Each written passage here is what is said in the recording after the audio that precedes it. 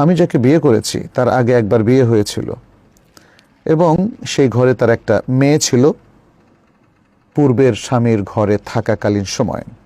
মেয়েটিকে আমি কখনো লালন পালন করিনি, অর্থাৎ আপনার স্ত্রীর যাকে আপনি বিয়ে করেছেন তার মেয়ে, তাকে আপনি লালন পালন করেননি। মেয়েটি ওর বাবার কাছেই থাকতো, এখন ওর বাবা ওকে তাড়িয়ে দিয়েছে এবং তার বাবা আরেকটা বিয়ে করেছে। মেয়েটি এখন তার নানির কাছে থাকে, অনেক কষ্টে আছে। আমার সঙ্গে এই মেয়েটি বিয়েতে রাজি আছে। ওই মেয়েটিকে আমি বিয়ে করতে পারবো কি? হারাম থেকে রক্ষা পাবো কি? আর আমি যদি আমার স্ত্রীকে, বর্তমানে স্ত্রীকে তালাক দিয়ে সব খরচাদি দিয়ে যাই, তাহলে কি তাকে, অর্থাৎ তার কন্যাকে আমি বিয়ে করতে পারবো? শামসুল ইসলাম, আপনি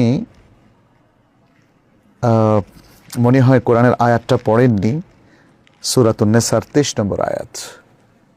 এটা আমাদের মুসলিম সমাজে জরুরি জ্ঞানের অন্তর্ভুক্ত যে স্ত্রীকে কোনো ব্যক্তি বিয়ে করেছে সে স্ত্রীর পূর্ব স্বামীর সন্তান তার জন্য সম্পূর্ণরূপে হারাম, এবং এটাকে বলা হয় যে হুরমাত মুআব্বাদা, স্থায়ীভাবে হারাম। জীবনে কোনো দিন আর তাকে বিয়ে করতে পারবেন না, কারণ তার মাকে আপনি বিয়ে করেছেন এবং মায়ের সাথে আপনার মেলামেশা হয়েছে। বিশুদ্ধ কথা হলো, কোনো মেয়েকে যদি কোনো পুরুষ বিয়ে করে তাহলে তার সন্তান সে পূর্বের যে কোনো স্বামীর সন্তানে হোক না কেন, তাকে আর বিয়ে করা যাবে না।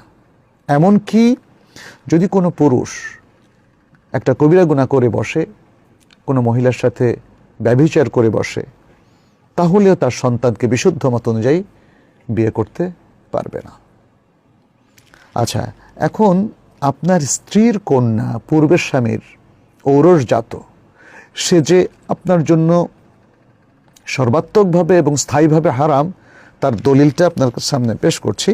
আল্লাহ সুবহানাহু ওয়া তাআলা বলছেন, হুররিমাত আলাইকুম উম্মাহাতুকুম ওয়া বানাতুকুম ওয়া আখাওয়াতুকুম ওয়া আম্মাতুকুম, বলে যত প্রকার স্থায়ী হারাম মহিলা আছে তাদের বর্ণনা এসেছে, এবং তারপরে বলা হচ্ছে ওয়ারাবাইবুকুমুল্লাতি ফি হুজুরিকুম মিন নিসাইকুমুল্লাতি দাখালতুম বিহিন্না ফাইন লাম তাকুনু দাখালতুম বিহিন্না ফালা জুনাহা আলাইকুম।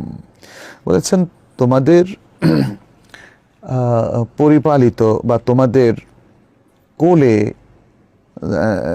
তোমাদের সে সকল পালিত কন্যা যারা তোমাদের স্ত্রীদের কন্যা, যে স্ত্রীদের সাথে তোমরা মেলামেশা করেছো, শারীরিকভাবে মেলামেশা করেছো, এরাও হারাম। অর্থাৎ যে স্ত্রীর সাথে মেলামেশা হয়েছে তার কন্যা তোমাদের জন্য হারাম, যে তোমাদের কোলে আছে। এখন তোমাদের কোলে আছে, এই যুক্তিতে এটা বলা যাবে না যারা কোলে নাই, এই স্ত্রীর যে সন্তান কোলে নাই, এই জন্য আপনি প্রসঙ্গে উল্লেখ করেছেন আমি কখনো লালন পালন করি নাই, তাহলে সে কি জায়েজ? না, সেও জায়েজ নেই। এটা কথা প্রসঙ্গে এসেছে যে তোমাদের যে স্ত্রীদের সাথে মেলামেশা হয়েছে তাদের কন্যারা যারা তোমাদের কোলে আছে, অর্থাৎ তোমাদের গৃহে লালিত পালিত হয়েছে, এটা প্রাসঙ্গিকভাবে এসেছে। এমন না যে যারা মানে তোমাদের গৃহে লালিত পালিত হয় না তারা জায়েজ। কারণ কি? কারণ সাধারণত যখন কেউ কোনো মহিলাকে বিয়ে করে তার সন্তানরা এই নতুন স্বামীর কাছে চলে আসে, এটাই স্বাভাবিক। ফলে সেই প্রসঙ্গে এটা উল্লেখ করা হয়েছে। কিন্তু যদি এই স্বামীর ঘরে তারা প্রতিপালিত হয়, দ্বিতীয় স্বামীর ঘরে অথবা অন্য কারো কাছে, যেখানেই থাকুক না কেন, এই স্ত্রীর সাথে মেলামেশা হয়ে গেলে তার সন্তান আর তার জন্য হালাল হবে না। অবশ্য কোরআন বলছে, যদি এই স্ত্রীদের সাথে তোমাদের কোনো মেলামেশা না হয়ে থাকে, ফাইল্লাম তাকুনু দাখালতুম বিহিন্না ফালা জুনাহা আলাইকুম, তাহলে অসুবিধা নেই। তাহলে এখানে আপনি আপনার এই স্ত্রীকে বিয়ে করার পরে অনেক দিন ছিলেন, সেটা আপনার প্রশ্ন থেকে বোঝা যাচ্ছে।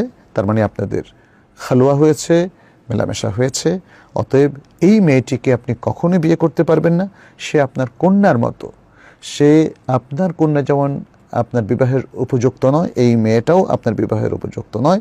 অতএব আপনি আপনার বর্তমান স্ত্রীকে তালাক দেওয়াটা হবে গর্হিত কাজ, এবং তাকে খরচ দিয়ে বিদায় করাটার প্রশ্নই আসে না। তাকেই আপনাকে রাখতে হবে, আর এই কন্যাকে আপনি অন্যত্র বিবাহের ব্যবস্থা করে দেবেন।